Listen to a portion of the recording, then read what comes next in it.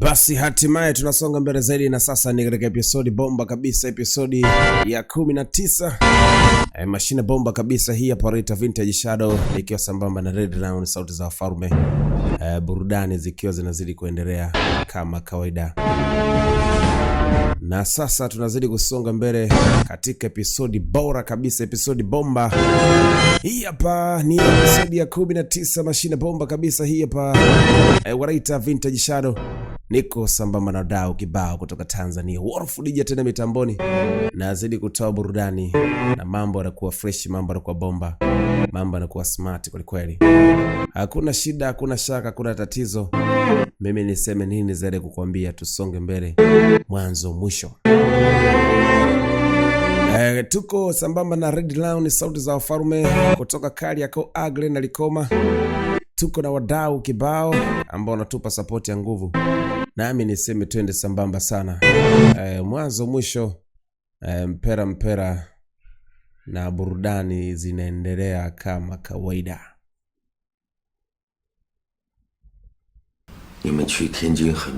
Anasema unajua ni hatari namna gani nyie kuweza kwenda kule Tianjin.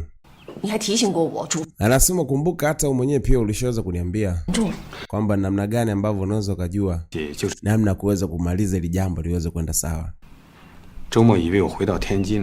Nafikiri kwamba nilitegemea kwamba nikitoka Tianjin kuna vitu vingi sana ambavyo napaswa kuweza kuvijua.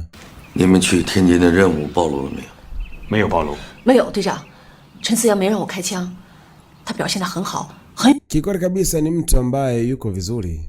Nimefanya naye kazi, kwa hiyo kwa sasa naweza nikawa nasema namtambua. Na kila kitu kitakuwa kiko sawa tu. Unajua ni kweli, lakini wauni kwa sasa wako wengi. Na watu ambao wanapaswa kuweza kujua kwamba naelewa sana ambavyo jinsi ambavyo mnavyoweza kukutana na vitu kama hivyo. Lakini hatuwezi kuenda kinyume na kazi ambavyo anavyotaka. Nimepitia sana maelekezo yenu ambayo mmeandika. Captain, makosa yanafanyika mara moja, hayawezi kufanyika mara mbili. Sawa. Naomba muweze kujirekebisha, mnamrekebishe mambo ende sawa. Sasa wakati huu sasa upande wa pili huko Taijing, kapteni wa Kuomintang amekuja ndani. Sasa amesikia kila kitu kwamba huyu mwanamke amesababisha mpaka watu ambao walikuwa wanawataka waweze kupotea. Anasema ijarishi hata kama unamchukia, hauwezi ukamchukia na ukataka kumuua mtu huyo.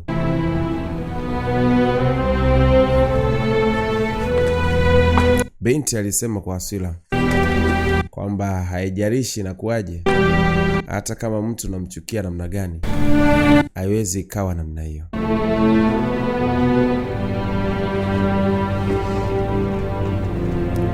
Kwa hiyo mwamba ikabidi aje kwa huyu binti kwa ajili ya kuweza kwenda kumtazama.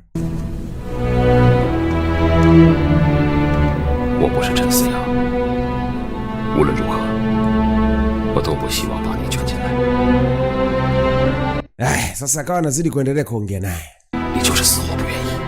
Sasa sio kwamba mimi nafanya hivi kwa kupenda, lakini nafanya hivi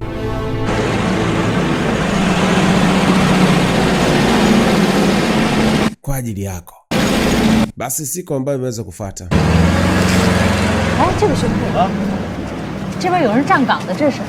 Asa kuna mtu aliweza kuja hapa.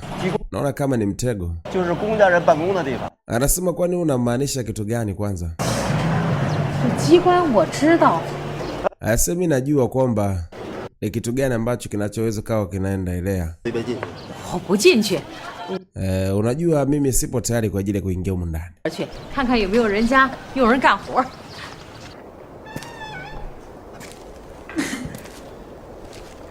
Kapteni aliweza kutoka. Alikuwa akiweza kufikiria vitu vingi sana kichwani mwake.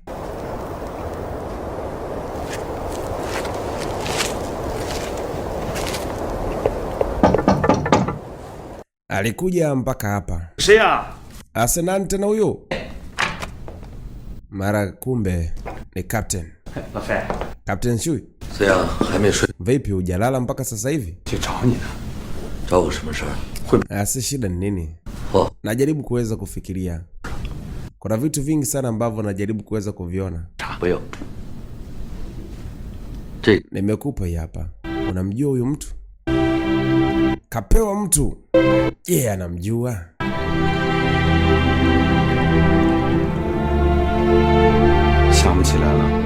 Asemi simkumbuki. Labda utakuwa mkumbuki. Jina yake anaitwa Shu Xia. Fikiria vizuri sana. Huyu Shu Xia. Haujai kumsikia? Kwani unamaanisha nini? Atakuwa ni nani huyu? Kwa maelekezo ambayo tuliweza kuwapokea kutoka kwa watu tofauti, ni kwamba alijitoa muhanga. Alijitoa muhanga? Kwa hiyo inamaanisha kwamba alipata ajali au inakuwaje? Wewe ulijuaje? Asala Shui. Na labda ningeweza kukuambia mapema. Lakini Comrade Shao Menfeng aliweza kujulikanika. Na walinisi mimi. Kwa hiyo waliweza kulikamata ili mradi basi waweze kumpata mtu ambao wanamtaka. Asa niko njiani naondoka. Labda subiri kwa ajili ya ripoti yangu nzuri. Nini shida? Nahisi kabisa kwamba huyu mtu anamuita Shao Menfei, jinsi ambavyo ilivyotokea bado hatujaweza kujua.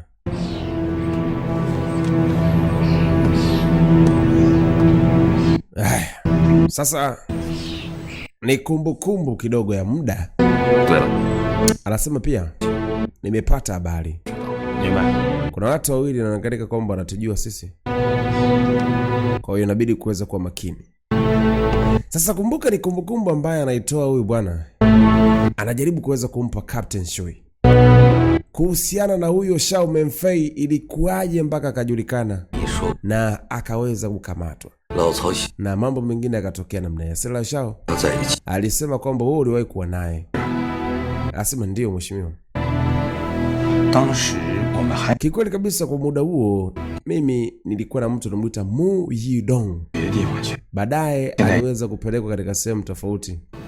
Na sikuweza kugundua kwamba yupo sehemu hiyo. Nakumbuka pia wakubwa wake walikuwa hapo. Ndipo ambapo siku hiyo nilipata hasira kubwa sana. Katika maisha yangu sijawahi kuonaga kitu kama hicho. Nilimfungia katika chumba na kuhakikisha kwamba naweza kumhoji baadhi ya vitu, kuweza kujua kwamba ni kitu gani ambacho tukaweza kukifanya. Mimi nategemea labda Mr. Shao angeweza kuishi maisha mazuri. Lakini nilipofika pale Mr. Shao alikuwa tayari ameshaweza kupaki mizigo yake. Na alikuwa tayari kwa ajili ya kutaka kuweza kuondoka. Na alishasema kabisa kwamba sasa anakumbuka jinsi ambavyo alivyoingia, umeona katika duka la Mr. Shao. Kumbuka Mr. Shao alishaweza kujitoa muhanga. Anasema nimekuja hapa kwa ajili ya kuweza kupata angarau chai kidogo.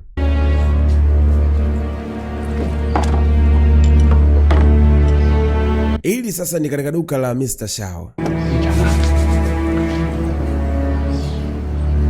Binti alikuja hapa. Wanamuita Sumin. Ni agent Sumin kutoka Communist Party. Na kumbuka wanafanya upelelezi jinsi ya kuweza kuwapata watu ambao wanatoka Kuomintang, ambao wote walipambana kwa ajili ya kuhakikisha wanamuua na wanamuondoa Mjapani. Sasa alikuja kwa ajili ya kuweza kupiga mahesabu. Binti ana mikwala bala. Asa madam, kwani kuna shida gani? Mimi nimeweza kuja hapa. Akapiga kwanza bakuli lenyewe lilivyo.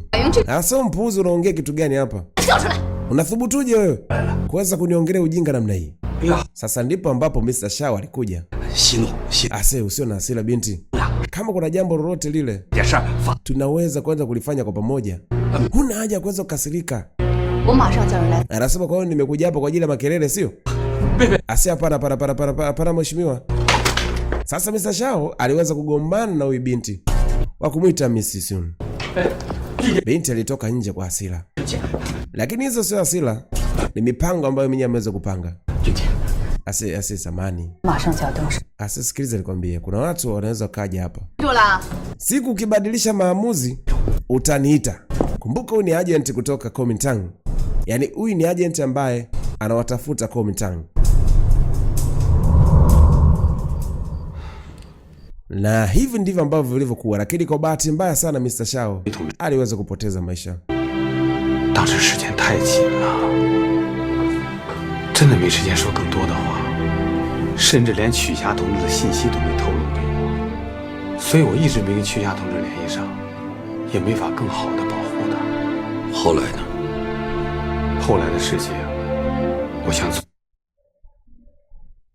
Haya yalikuwa maelekezo ya huyu kamanda ambaye kikawaida iliweza kutokea. Anakumbuka mpaka mara ya mwisho Mr. Shao alishamwambia kwamba kimbia pite mlango wa nyuma, manake watu kutoka Kuomintang walikuwa wanakuja. Na sasa wakishakuja hao kidogo shida inaweza kawa ni kubwa.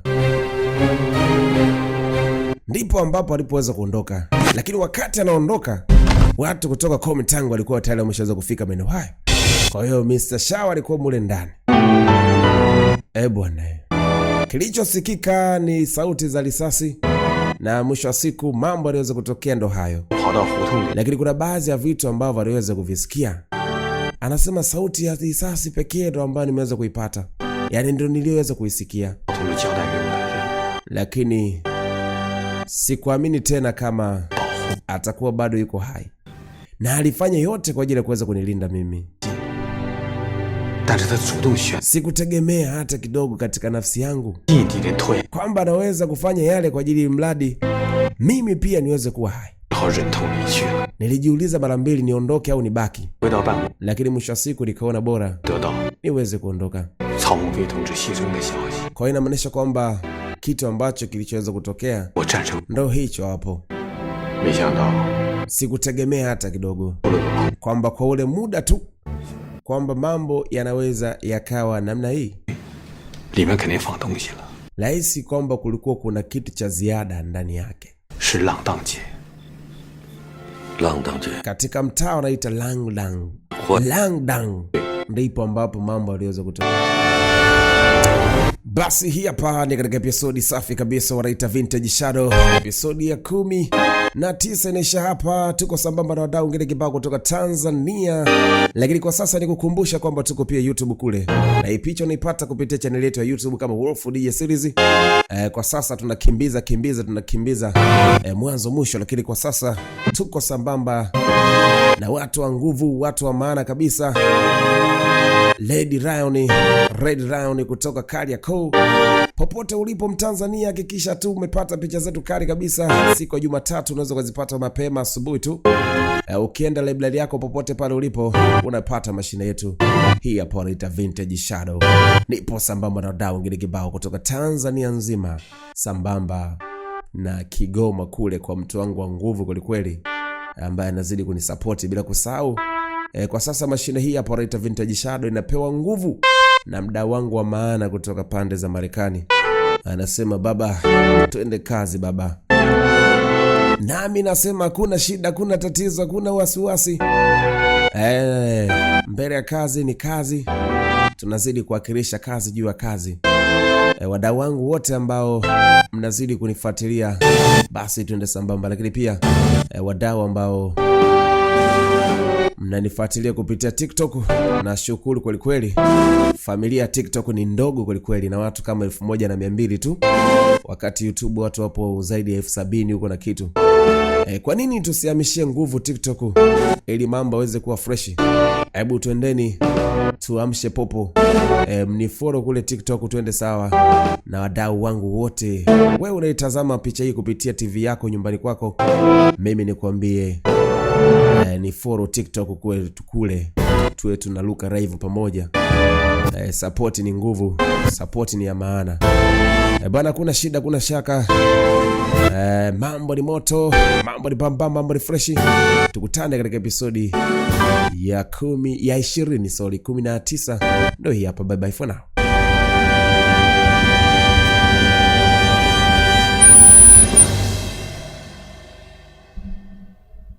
Oi.